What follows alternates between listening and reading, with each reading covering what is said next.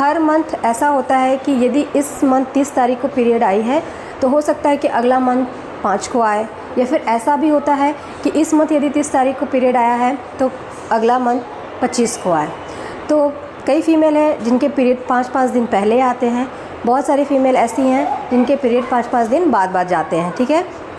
तो ऐसे में उनका कोई फ़िक्स टाइम नहीं होता है कि इस डेट को ही आएगा, और ऐसे में प्रॉब्लम ये होती है कि उनका एग्जैक्ट ओव्यूलेशन डेट नहीं समझ आता है कि किस डेट को ओव्यूलेशन होगा। और यदि आपको अपना ओव्यूलेशन डेट नहीं पता है तो प्रेगनेंसी कंसीव करना थोड़ा मुश्किल होता है, क्योंकि ओव्यूलेशन ही एक ऐसा पीरियड है जिस समय प्रेगनेंसी कंसीव हो सकती है, आपकी बॉडी से एग रिलीज़ होता है, रप्चर होता है।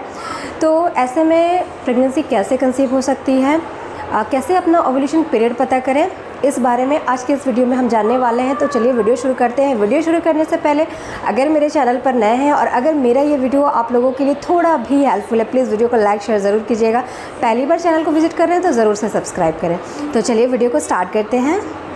फ्रेंड्स, जिन भी फीमेल की पीरियड्स रेगुलर नहीं है उनको कैसे पता चलेगा अपना ओव्यूलेशन पीरियड, उनको अपना फर्टाइल विंडो कैसे पता चलेगा, तो ये बहुत ही आसान है।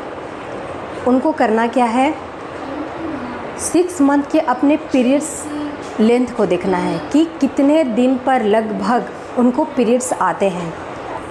लास्ट के 6 मंथ, यानी इस मंथ को ले लो और पिछले 5 महीने को ले लो, पूरे 6 मंथ में जो सबसे शॉर्टेस्ट साइकिल आपकी रही है वो कितने दिनों की रही है, और सबसे लॉन्गेस्ट साइकिल रही है तो वो कितने दिनों की रही है, ठीक है, उसको लेना है। जैसे कि अगर आपकी शॉर्टेस्ट साइकिल 30 दिन की है और लॉन्गेस्ट साइकिल 40 डेज़ की है, तो 30 दिन में यदि आप 14 डेज़ माइनस करते हो तो 16वां दिन आपका ओव्यूलेशन होता है, और 40 में यदि आप 14 माइनस करते हो तो आपका 26वां दिन ओव्यूलेशन होता है।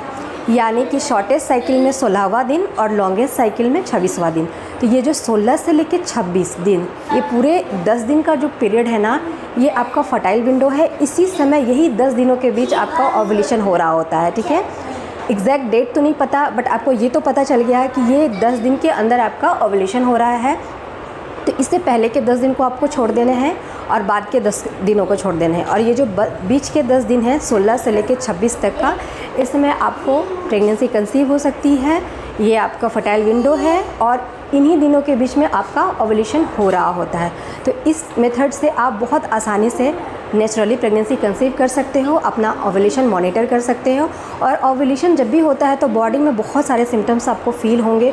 तो इन 10 दिनों के बीच में आपको अपने बॉडी को मॉनिटर करना है, समझना है कि आपकी बॉडी आपको क्या क्या संकेत दे रही है, आपको कैसा फील हो रहा है। और फ्रेंड्स, ओव्यूलेशन को ट्रैक करने के लिए और भी बहुत सारे मेथड है, जैसे कि किट आती है ओव्यूलेशन को ट्रैक करने के लिए, जिसमें LH हार्मोन को फाइंड किया जाता है। यदि ओव्यूलेशन हो रहा होता है तो LH हार्मोन आपकी बॉडी में रिलीज़ होता है, और अगर आप उस किट का यूज़ करते हो तो आपको पता चल जाता है कि आपका ओव्यूलेशन हो रहा है।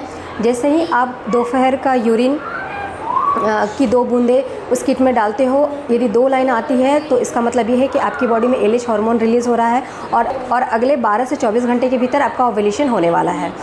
तो अगर आपको ये पता चल जाता है तो प्रेगनेंसी कंसीव कर पाना थोड़ा इजी हो जाता है।